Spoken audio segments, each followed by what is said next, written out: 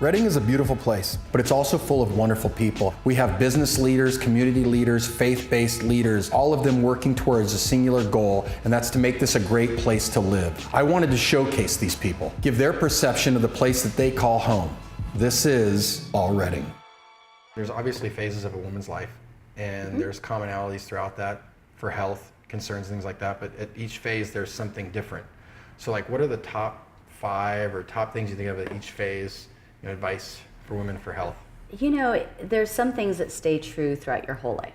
I mean, one of the simplest things that we can do as women to stay healthy, we can not smoke. Oh my God, don't smoke, don't start. If you started, quit. I mean, that's the simplest thing you can do. It has the most important impact on your health, and that's true your whole life. Eat well. I mean, we live in a country where we're supersizing things, we're not eating healthy. In school, we learn about nutrition as a token class in high school, maybe, and then it's almost something we never discuss again the rest of our lives. So eating healthy, exercising, going to the gym, taking the stairs, have a treadmill in front of your TV. I mean, these are such simple things that are true throughout a woman's life, and they affect everything. They affect our fertility, they affect our periods, being a non-smoker and healthy eating and exercising is going to affect whether you get cancer or you get heart attacks. So these things are the same throughout your life. But there's specific things in a woman's life that are going to be different. When I'm young and trying to prevent pregnancy, I have certain healthcare needs. When I am now older and I want to get pregnant, and now I'm pregnant and I'm scared to death because I've never been pregnant before, and someone answer all these millions of questions that I have, that's a whole different chapter in your life.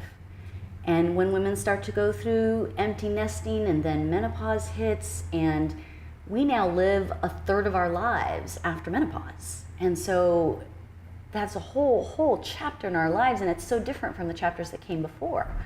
And one of the wonderful things about being a gynecologist and an obstetrician as a specialty in medicine is that I get to see all of those chapters. Every day I'm seeing women in each one of those chapters. And every conversation I'm having, yes, it's similar, but it's so unique to each individual patient. I was there for all 4 of my children being born.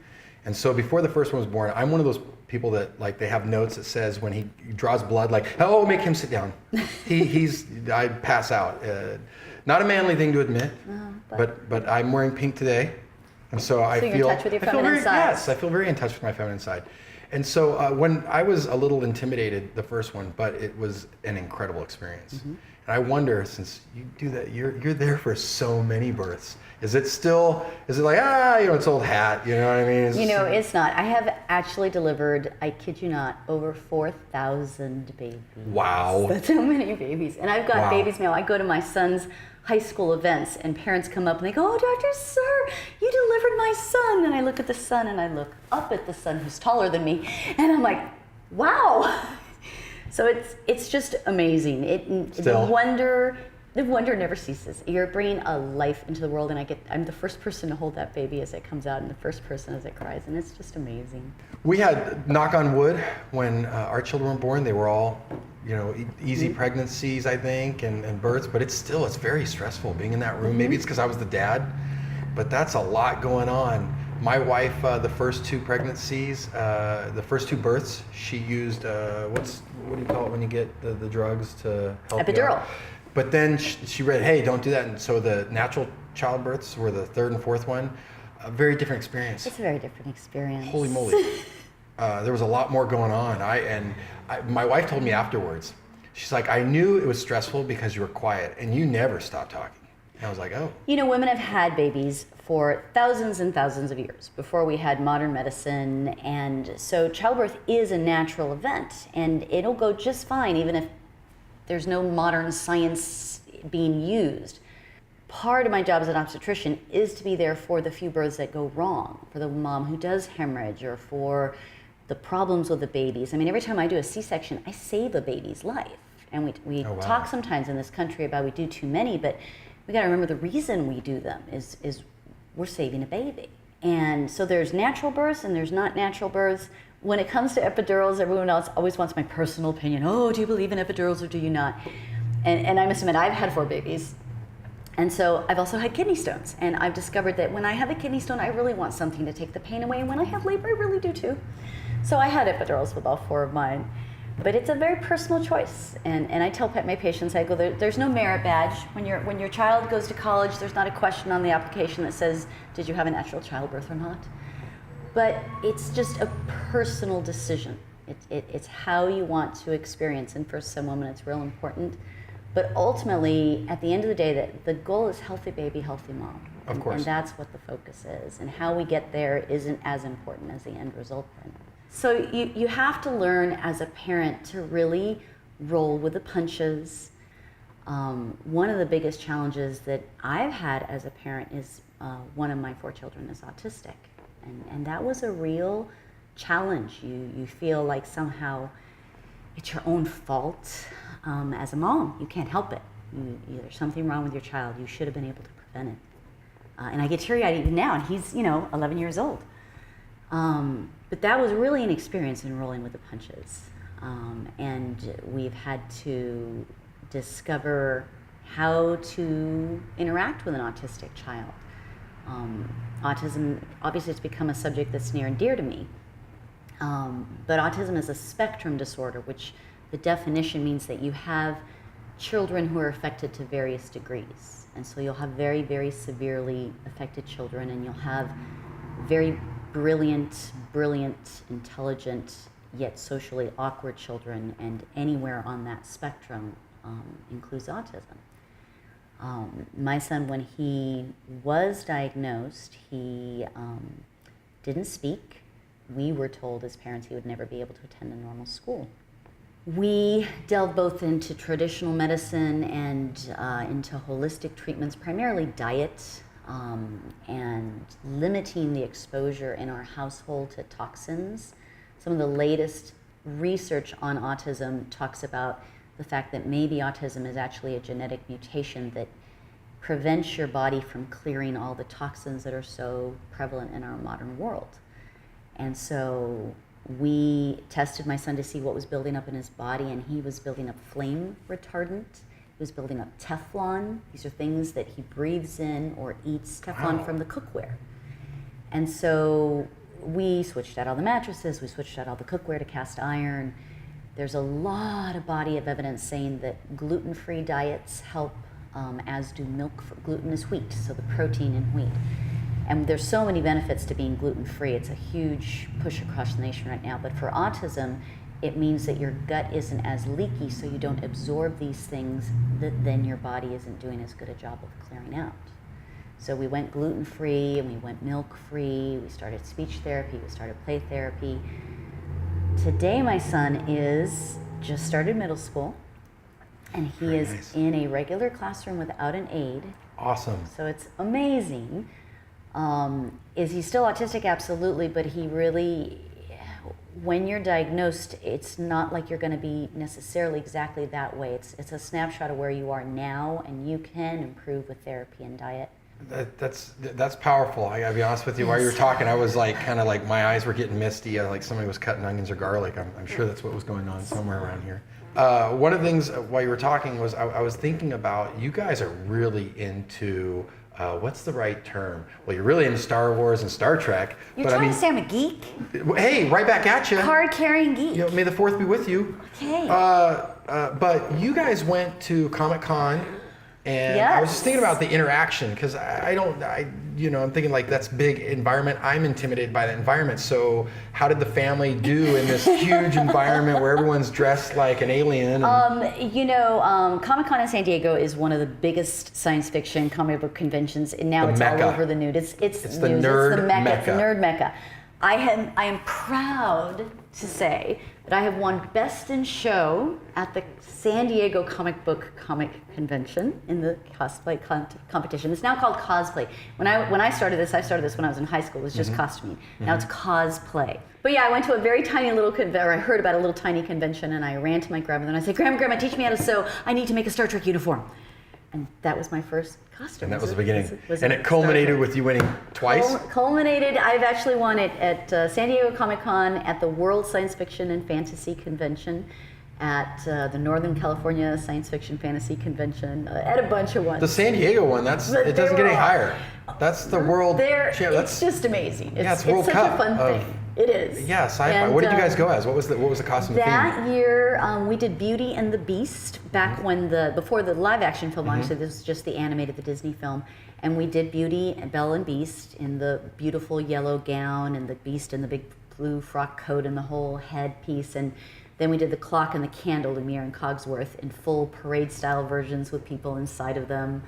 And we danced and we waltzed on stage, and so it's a little mini production when you go to these conventions. You have about 2 minutes on stage to present, and it can be as simple as walk across the stage and show your costume, or it could be as little as a 2-minute mini musical that you put together. Yeah, but do you still get to go to San Diego, or is that? It's that's a trek. It's really hard to get into San Diego Comic-Con now. You almost have to buy your tickets a year in advance, and they're reserved and they're online, and often you end up in an auction. So we haven't been for a couple of years because I have to buy 6 tickets. I can't go and leave the kids. They would not forget that. No, of course not.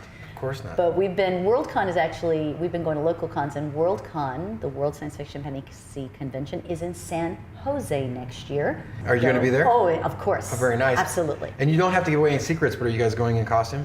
We're going in several different costumes. No team effort? Everybody's got to go their own way? Oh, no. I meant several different costumes on different days. Oh! So one group effort, we're probably going to do a Wizard of Oz kind of theme, probably Citizens of Oz. Sounds like you need a 7th person. What are the dates? I'm over 6 feet, so if you need somebody tall I could do or something. somebody tall, that's right. Yeah, something, you know what I mean? It's fun. It's so much fun because you create it. And for me, it's a thing to do sort of completely separate from medicine. It's like a whole different aspect of this. My doctor friends say, you're going to a science fiction convention, and my convention friends say, you're a doctor for a living, not a costumer. But it's just a way to create something, because I can do recreation costumes where I'm trying to recreate something I've seen in a movie or a comic book, but that you also do original costumes where you just, whatever your mind can imagine, you can figure out a way to make. Well, if this whole doctor thing doesn't work out, I've got a backup career. So when I look at this, it's long. I'm not going to read it because it's so long, because I'll be here for a while. But it kind of makes me think about the story I heard about your mom. And like, where did you get your drive? And I'm kind of like, can you tell that story about your mom? Because that's a cool story. It sounds like,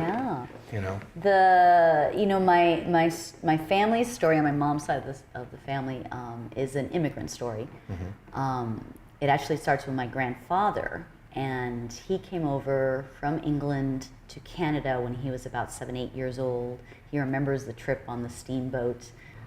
When they got to Canada, Grandpa went to school, but when he was about 14 was the Great Depression. And so he was told, you need to quit school and go get a job and help support the family. His math teacher, his 8th grade math teacher, got him a job at the Royal Bank of Canada. So he started, I don't know what the heck he was doing, but he had a job and it paid money, and he wasn't shoveling coal and he wasn't outside, and so the family thought it was the best job in the world. And Grandpa was very industrious, and so, back before the internet, back before colleges, in the middle of Saskatchewan, Canada, he discovered courses by mail, which were offered for the bank employees. So he took almost every course on banking, on accounting, anything he could through these mail order educations. So by the time he turned about 22, he officially had taken every banking course that was offered through the bank. And the manager came out and he said, well, you seem to be a very entrepreneurial young man. What do you want to do with your life? And Grandpa tells the story. He says this was the middle of a really bad winter in Saskatchewan, Canada. Really, really, really cold. So he looked at the manager of the Royal Bank of Canada and he said, I have a goal. I want to get the hell out of Canada. Yeah. And so the manager laughed, and then about 2 months later, he came out and he handed my grandfather an envelope, and he said, congratulations, good luck. Grandpa's like, what's this? So he opens it up, and the first line, it says, congratulations, you've been promoted. You are the new assistant manager to the Royal Bank of Canada. Grandpa's like, oh, and he keeps reading down and says, congratulations, you've been transferred. You are now the new assistant manager to the Royal Bank of Canada in Colombia, South America. Oh, wow. And so he's like, oh. So for the no second more harsh time, winters. No more harsh winters. For the second time in his life, he got on a steamer boat and he sailed to South America. And he ended up working literally the rest of his life for the Royal Bank of Canada. He would travel from country to country, and they sent him to come in and weed out the corruption in the local branches and get everything shipshape and then move on to the next country. So he met and married my grandmother, who's from Puerto Rico, and they had my mother. And they ended up in Santiago de Cuba in Cuba. And they lived through the Cuban Revolution. Oh, wow. So my grandmother, being from Puerto Rico, is an American citizen. My mother, being the child of an American, was an American citizen. So they were one of very few Americans living on the island during this time. And when they arrived, Batista, the dictator, was still in power. They were there for 2 or 3 years under Batista, and then they were there when Castro took over, and for 2 or 3 years after Castro came to power. One night, he tells a story, or Mom tells a story. There was a famous guy, part of Batista's regime, called El Gato. He was a torturer, and he actually showed up, and they were arresting all of the foreign bank managers that night because there was a rumor going that there was money coming from abroad and being funneled through the banks to Castro. So they arrested all the bank managers in the middle of the night, and they showed up at my grandfather's home to arrest him, and El Gato was there, and he took a liking to my mother, who was 14 at the time, and started trying to grab her and pull her over to sit on his lap and started talking about taking her with him. And my grandmother literally saved my mother's life. She threw herself at the guy to sort of distract him and got my mother out of the room and told her to go run and hide. And she was hiding in one of the closets. And then she started distracting the guy with the new TV that they'd bought, and wouldn't you like this, and basically trying to bribe him and distract him. And then he's like, where'd the girl go? Where'd the girl go? And then he couldn't find the girl, and then he was mad, and he hit my grandmother, and he put his foot through the TV and grabbed my grandfather, and off he went. And my mom and grandma thought they'd never see my grandfather again. And Grandpa was taken away, and he was at a they took him to a police station. And at that time, the way he tells the story, it was illegal for members of Batista's regime to open foreign bank accounts. Batista didn't want it. He wanted the money kept on the island. Mm-hmm. But people would take Grandpa out to lunch, members of the government, and they'd slide him envelopes of cash, and he would open them foreign bank accounts, and he'd take them out, got to lunch, and he'd slide them papers. And so when he was arrested and they took him to the police station, several of the generals, or I don't know what their rank was, that were there were people that he had opened foreign bank accounts for. And so one of them, they were literally dividing up who was going to go torture who, and one of them said, I'll take him, and took Grandpa and took him to the back and closed the door. And Grandpa says he got out a bottle of some sort of alcohol, and he sat and he said, we're just going to drink for a couple of hours. We'll get you out of here, Ken. And a few hours later, he let him out the back door. Wow. And Grandpa walked home, shows up. Grandma is like shocked that he's still alive. She's busy sewing money into my mother's clothing, wondering how they're going to get off the island. And the next day, Grandpa went to the bank, and he found out that the government had confiscated all the time cards because they were looking to see if there was any employees with big gaps of time so that they would accuse them of being part of the revolution and arrest them. And so Grandpa sat with everyone, and he just sort of played light, and he's like, oh, everyone, it's so hard to keep detailed time cards. I don't like to do the math. Here's a banker. I don't like to do the math. Could you just all put that you're here every day? Make it simple for me, please. And basically from that day forward, he gave all his employees carte blanche to be doing whatever they wanted with the revolution, and they had an alibi. He didn't leave? He didn't leave the island. He didn't leave for like 4 more years. I almost left the interview while you were talking. And they stayed. Yikes. And it was, yeah. And Grandpa was this incredible... Wow. He really felt like he had... What is it? Is the proper term cajones? Yes, it is. See? And he had big ones. Yeah. But Mucho. he felt he had a responsibility for the bank. Because at this point, he was like second in charge for the entire island for the Royal Bank of Canada. Canada's going to do all right, Grandpa. I know. They're going to still be there. That's what Grandma used to say. Best. And Grandma wouldn't leave if he wouldn't leave. And so eventually, the United States broke off diplomatic relations. And Mom actually used to know the daughter of the ambassador, and then she said that family left, and then this new American ambassador came, and he showed up at the house, and he was asking questions like, oh, so you're Canadian? Are you American? You're Canadian? And figuring this out. And so the day that they were going to leave, that the Americans broke off diplomatic relations, they called my mom, or my grandmother, and said, you need to get to Guantanamo Bay. And my grandparents argued because my grandfather picked up the phone and called the Canadian embassy, and they said, oh, we're not breaking off diplomatic relations. And so he decided to stay. My grandmother again said, if you're not leaving, I'm not leaving, because you're white, you're going to get yourself killed, at least I can pass. And so they turned to my mother, who was then 16, and they said, what do you want to do? And she says, I'm leaving. Yeah. And so Grandma was prepared, and so she had the passport and the school transcripts and the clothing that had the money sewn into it, and they got her to the base. And Mom remembers, and she tells the story, that when she went into the base, all the guards on the Cuban side were holding machine guns and looking down at their feet. And she says she couldn't figure why they didn't look up. And years later, she said, well, they were probably bribed, and they wanted to be able to say, no, I didn't see any Americans. So she got on a plane, she flew to Miami, she got off the plane, and she said she was inundated by reporters. And she was scared to say anything because her parents were still in Cuba. So she ran away from the reporters and got lost in the airport. She had no family in Florida. And Grandpa had told her, if you get anywhere other than Puerto Rico, go to the local Royal Bank of Canada and tell them who you are. And so she found a taxi, and she went to the Royal Bank of Canada and walked in and said, can I talk to the manager? And told her story, and they were able to get a long distance phone call going from Miami to Canada to Cuba and speak to Grandpa. And she was able to tell her family she was okay. And that gentleman, I don't know his name, he took her home and cared for her for 2 or 3 months with his family before she finally got a trip back to Puerto Rico. My mom being my mom, in that time period, she went and applied to college. She was 16. She's like, well, I gotta figure out what I'm doing in my life. Grandpa's daughter. So she went and she applied for college.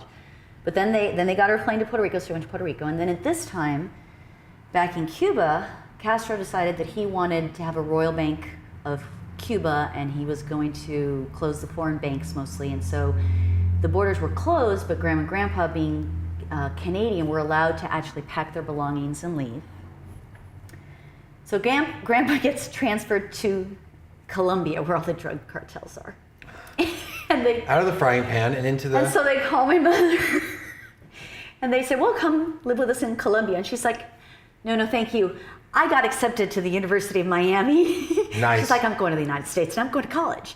And my grandma's like, you're 16, you can't go to college. She's like, oh, yes, I have an acceptance letter. I can go to college.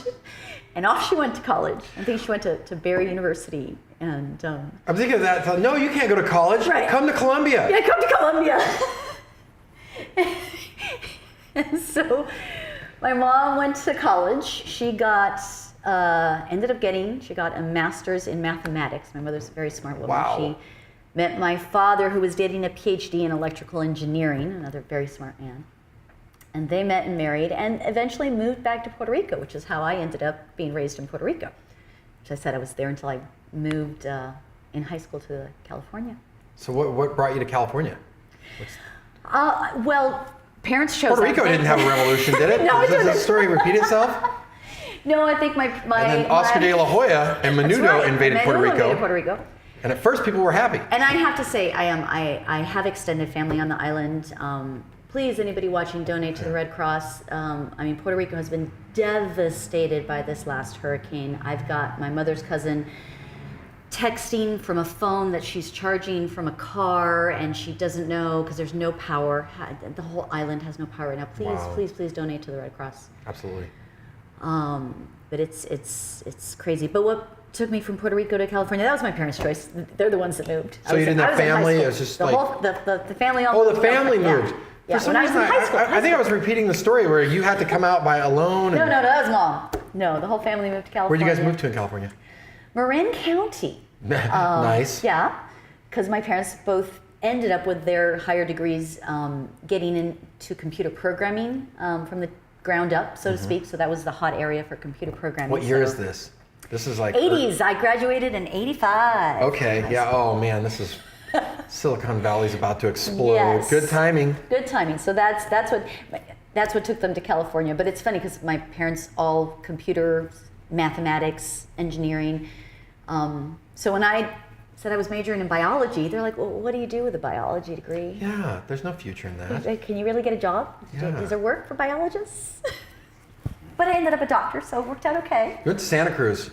Hold on a minute. No, I went to Santa Cruz for college. They're not the banana slugs. They are the banana slugs. Okay, That happened when I was there. We voted in the banana slug. We used to be the sea lions or the walruses or something like that. But yeah, banana slugs. the banana slugs. That's our school mascot. Yes, it is. Very Go banana good. slugs. The day after that vote took place, T-shirts were everywhere, and it's a liberal arts college, so Really? it would show a banana slug with a little book that said Plato, the little cap and gown, and I actually didn't know about the vote. I was too busy studying, and so my cousin in Utah called me and said, seriously, you voted for the banana slugs? I'm like, what are you talking about? And then I walk out, there's banana slug T-shirts everywhere. I'm like, oh, that's what he's talking about. Yeah, I don't know if that's the oddest School mascot, because there's probably some. I'm sure there's some weirder ones out there, but it's high up on the list. Not, well, I think about, I guess, clearly not big into football. That's not intimidating. But yeah, Football's not anything. I did University of California, Santa Cruz for undergraduate. It's biology major. I wanted to be a marine biologist at the time. That or an astronaut. So Either one. One of the two. And then I ended up at University of California, San Diego for medical school. And I thought it was Davis. no, medical school was San Diego. Okay. Yeah. And then LA County Hospital, University of Southern California, LA County Hospital for internship. And That's then probably a great place to do I mean, it was an intensive place to do internship, yes. Baptism by fire, right? Baptism by fire. Yeah. Oh, yeah. And then I ended up in San Antonio, University of Texas, San Antonio for my residency training. UTSA. And then back out here and straight into coming here and opening private practice. Why Reading? Actually, I was brought to Reading. So there was a doctor here that was looking for a partner, and she had gone to UT. And so she went out there and said, is there anyone that wants to come to California? I'm like, me? I want back in California, please, please. And so I came here to Reading. The one thing I remember, we came in and toured the town once. And having lived in San Antonio, mountains are little tiny hills. Yep. And trees are little tiny sagebrushes. So we came out here, my husband and I were driving, and we're like, look, honey, real trees, redwoods, real mountains. That was all it took. I was Reading bound. You must have come out like in the spring, right? I did, yes. It was beautiful. There was water everywhere. We saw Whiskey Town Lake. It was a real good sales pitch she did. But the weather's beautiful. The lakes are beautiful. There's so much outdoor stuff you can do. It's just great. And I can live here and I can afford a house here that I can't afford in the Bay Area. And I have 10 minutes of rush hour traffic. What? Yeah. And as a doctor, especially as an OBGYN, if you've got ladies in labor and you live in a big town, then you're either stuck in the hospital and you're stuck there. And here in Reading, I can have people in labor and I can be home having dinner with my children because the hospital's 2 minutes away and I'm not going to get stuck in rush hour traffic. This is killer. We had some killer stuff. But there's a couple of topics I feel like I have to. We got distracted talking about autism in Cuba. Well, not what you expected to talk about at this interview. When you were talking, I had thoughts of like things about like that's where some of the younger Americans, they don't know those stories. Yeah. And definitely, I was in the Marine Corps, and I've been in places. I was in Somalia, and so I meet some of the younger people I really appreciate. I believe that free speech is paramount to a democratic society, absolute paramount. You can't have a free society without free speech. That said, some of the younger people who have really awesome Instagram accounts have no clue what they're babbling about. They have no clue what they're talking about. My mother, because we started actually the conversation about Cuba about with strong women in my life, and so obviously my mother, my grandmother were strong women, but that kind of stuff, when people were complaining about this or that, my mom's answer is, you got to vote in an election, or nobody pointed a gun at you today. And it really puts things in perspective when you've seen some of the suffering and the oppression that is in other countries. It makes you appreciate living in the United States. It really does. I'll tell you one of the things that it makes me appreciate, that while you were talking, this went through my head, is that and why this country is so unique. And I'm not one of those people that drink Coke. This is a free country. I know there are several free countries, but let's go back to the late part of the 18th century. How many free countries were there then? Yeah. How this was a beacon of light, and it set the path for other countries to follow. It's why France, after they had their revolution, and now you talk about a bloody revolution, but it's why they gave us the Statue of Liberty, because it was one of those things to say, hey, you guys set the bar. I always get conflicted when I see like somebody wearing a Che Guevara shirt, because it is very vogue. It's very. I think the thing is, revolutions occur hopefully for good reasons, but you have to once your revolution is won, you have to replace it with something better than what was there before. And that's only that's happened less than it has happened. It goes the other way. And that's, it was King George Washington. They were calling him the king. And so, I mean, the precedents that he set. It was fun teaching my son, who's in high school. We did an online history class for him because he was trying to do band all 4 years, and he was trying to do the STEM electives all 4 years. The public schools here have an incredible STEM program. STEM means science, technology, engineering, and mathematics. It's a program, and so they do programming and engineering and all these things. But when you're trying to be a band boy, and you're also trying to be a STEM kid, not in a boy band, but not being in a boy band, boy. but a band boy, you don't have enough time in your class for in your schedule for the regular classes. So we did an online history class. And he and I sat down and went through the whole thing. It was world history. And so it was really fascinating explaining to him, making some of these things real with the stuff that my family has lived through. What has led you to be able to reach a point in your life where the biggest problem you have is whether you did or didn't get a venti at Starbucks. So, medicine changes over time. And one of the things for me to do as a doctor is to keep up with it. What's new and improved, what's new but not really better than what we already have. And there's so many exciting things happening in medicine. Some of it's back to nature, some of it's let's get back to basics in nutrition, some of it's how can we use technology in new and innovative ways. So as a gynecologist, of course, we talked about the fact that I see people at all the different stages of life. So we get into menopause, and for many years we did hormones for everyone. It was almost treated like a vitamin deficiency. I go into menopause, I have some hot flashes, I have some night sweats, I have other problems. Here, have some hormones.